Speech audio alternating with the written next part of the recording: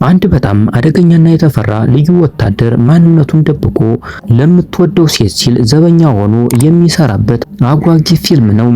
የኮንትራት ጋብቻና ያልተጠበቀው ዘበኛም። ፊልሙ የሚጀምረው ሲንግ ዩ የተባለች ባለሀብት የኩባንያ ሲኦኦ ኩባንያዋን ለማዳን የግድ ማግባት ነበረባት። ነገር ግን የታጨላት ሰው ጥሏት ይጠፋል።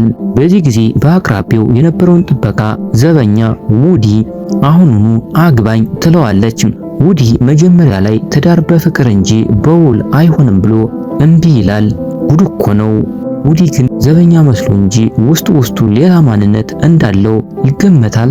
ጀግናው መድረክ ላይ የሲንግ ልዩ ጠላት ሬንሽን ኩባንያውን ለመውሰድ ሊያስገዳት ሲመጣ ውዲ በጥቁር ሱፍ ለብሶ ብቅ ይላል። የሬንሽን ወንበዴዎች ሁሉ ቀጥቅጦ ሽንጊውን አገባት። በሚገርም ሁኔታ ስለ እርሷ የዕለት ተዕለት ልምዶች ሁሉ ጠንቆ ያውቃል። እንግዲህ እዩት፣ ይህ ሰው ዝም ብሎ ዘበኛ አይደለም። እንዲያውም ከቤቷ ፊት ለፊት ቤት ተከራይቶ በድብቅ ይጠብቃት ነበር። ጠበቃ ነው ወይስ ቦዲጋርድ የሚለው ግራ ያጋባል። ሽንጊዩዲን መጠራጠር ስትጀምር እውነቱን ይነግራታል። የሽንጊዩ ወንድም ሽንግቹን ውዲ የቅርብ ጓደኛው ነበር።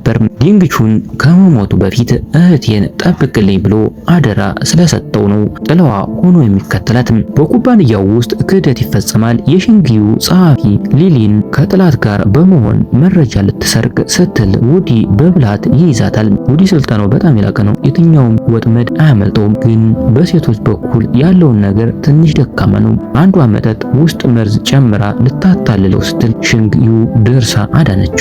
የጥላት መብዛትና የቶንግ ሚንግ ማንነት። ጥላት ሬንሽን ውዲን ለማጥፋት ቶንግ ሚንግ የሚል ስም በኢንተርኔት የሽልማት ማስታወቂያ ያወጣበታል። ውዲ በዓለም ላይ በቁጥር 1 የሚፈለግ ወንጀለኛ ተደርጎ ተለጠፈም። ይሁን እንጂ ውዲ ምንም ሳይጨነቅ እንቅልፉን ይተኛል። ውዲ ለሽንጊዩ ሲል ብዙ ድብደባና ስቃይ ይቀበላል። ሽንጊዩም ለእርሱ ያላት ፍቅር እየጨመረም ይመጣል። አንድ ሰው ለፍቅር እንዲህ ሲሰቃይ ማየት ልብ ይነካል። ሽንጊዩም ብረት የነበረው ልቧ መቅለጥ ጀምሯል። የሽንጊዩ አጎት ዦንግ ኩባንያውን ለመንጠቅ የዋንግ ፕሮጀክት ይሰርቃል። ነገር ግን ዲኒና የሽንጊዩ አስቀድመው የተሳሳተ መረጃ ስለሰጡት ቤተ ሙከራው በሙሉ ፈነዳም። የመጨረሻው ክፉ ሰው ላዲግል የተባለው ወታደር እንደሆነ ታወቅም።